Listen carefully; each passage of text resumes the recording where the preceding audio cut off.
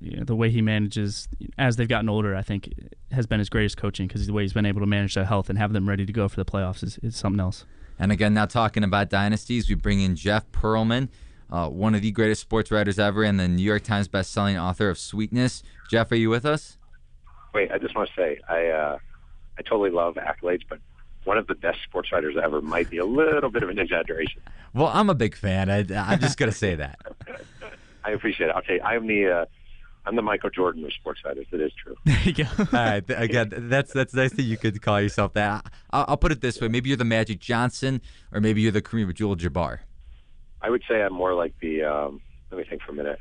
I am the Kurt Heinrichs of sports writers. All right, a little bit of a point guard of Chicago Bulls. I like the Bulls analogy there. Thank you. And again, Jeff's new book, Showtime, Magic, Kareem, Pat Riley, and the Los Angeles Lakers dynasty of the 1980s will be released March 4th.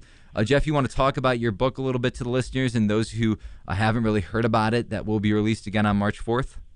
Well, it's just a biography of I'm an 80s child, so I'm 41, so I grew up and the team was the Lakers Celtics. That's all it was about. And it was, Magic, Kareem, Worthy against Bird and McHale and Parrish. And I feel bad in a way for you youngins, because you've gotten good NBA these days. I mean, great NBA, but those two teams going at each other was just awesome and otherworldly. And I actually hate when I hear people saying is LeBron the greatest ever? Is Kobe the greatest ever? But Magic Johnson was such a transcendent player and did so many things so well that people almost overlook how insanely awesome he was. And so to write a book about that dynasty and to kind of focus on him a little bit, it was really cool for me. Really cool. That's terrific. And again, Magic Johnson could play all 5 positions. Again, the point guard, shooting guard, even the center role. It's awesome to see that you were able to write a book on this Lakers team. And again, talking about the dynasty, that term, the San Antonio Spurs, as we were just talking about it, were probably the dynasty of this past decade. Do you have a dynasty team of this decade right now? Or if you don't, do you have a potential team that filled that role, or that could fill that role of this decade? Maybe the Oklahoma City Thunder or the Portland Trailblazers, a team like that? Well, it's easy. We're so these days we're so everything comes and goes so quick that we're quick to dismiss a team if they start having a tough season. But freaking Miami Heat. There's your dynasty. They've appeared in the last 3 finals. They won the last 2 of them. I know they're hobbled now, but to me, when we're going to go down and talk about the great dynasties in sports, I certainly expect we'll be talking about Miami as one of those teams. I do think it's funny how we're just so. It's interesting. I didn't come up with Twitter. I'm right on the edge of it. So I wasn't. When I was learning to be a sports writer, it wasn't about Twitter. It was about developing stories and sort of letting them percolate and coming up with ideas and letting them develop. And it's everyone is so quick now to turn around on stuff. Something happens and we quickly respond. So I've been shocked how quickly people are dismissing the Heat and kind of calling for the end of the Heat when they just happen to be having a really bad run at the moment. That was a long-winded answer to say the Miami Heat. That's a good point. I wanted to try to go through this conversation without talking about the Miami Heat, but instead the Miami Heat are your dynasty team. Tom, there's another book that Jeff wrote about. Yeah, kind of switching a dynasty in a different way. Your book, Love Me, Hate Me, obviously about Barry Bonds and sort of the enigma that he is, the polarizing figure that he is. And, we've seen the steroid eras come up to the Hall of Fame balloting, and not a single one of them has done very well.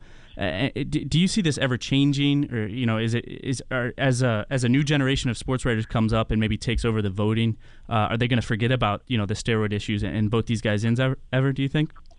That's a good question. I think no. Bonds is interesting in and of himself because not only was he a cheater, but he was a massive douchebag. He wasn't nice to anybody. It's pretty unique actually. He wasn't nice to teammates. He wasn't nice to fans. He wasn't nice to the media. He wasn't nice to management.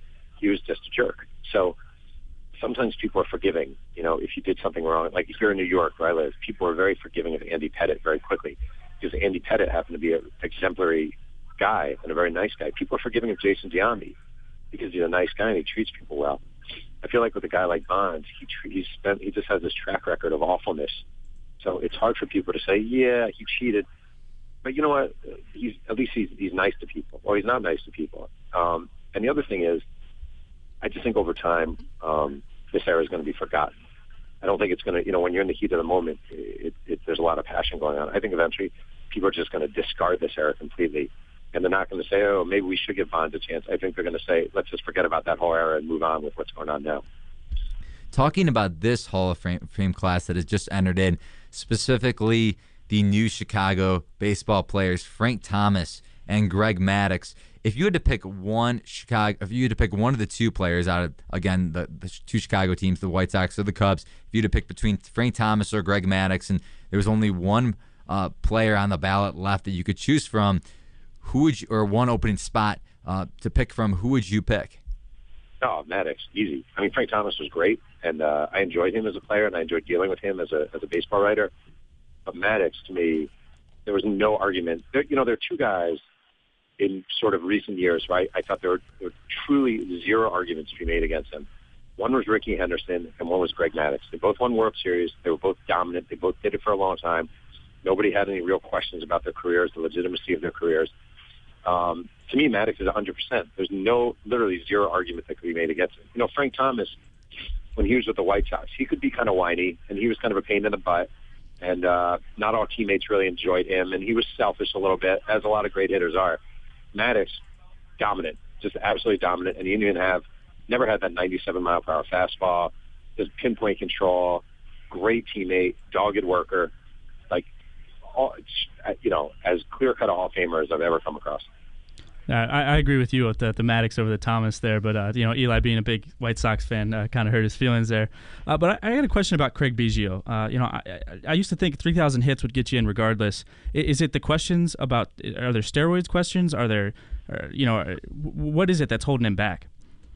Steroids questions. Yeah, without question. But the problem is, I've written a lot about this, and Astro fans, the ones who know who I am, I think really hate me. But there was just a lot of dirty. I wrote a book about Roger Clemens, and I spent a lot of time in the sort of Houston years, and it was just a really, really dirty clubhouse. I mean, most clubhouses were dirty to a certain degree. The Houston clubhouse back during Biggio and Bagwell's and Caminetti's heyday was particularly drug-ridden, PED-ridden, and a lot of that was based by the proximity to Mexico, because back then a lot of the drugs were literally coming across the border illegally. So I think there's just doubt. Now, Biggio, I think there was one vote shy of getting in or whatever it was, or two. Right. I think he's pretty easy to get in next year. I think he will. But a lot of guys just have questions about him.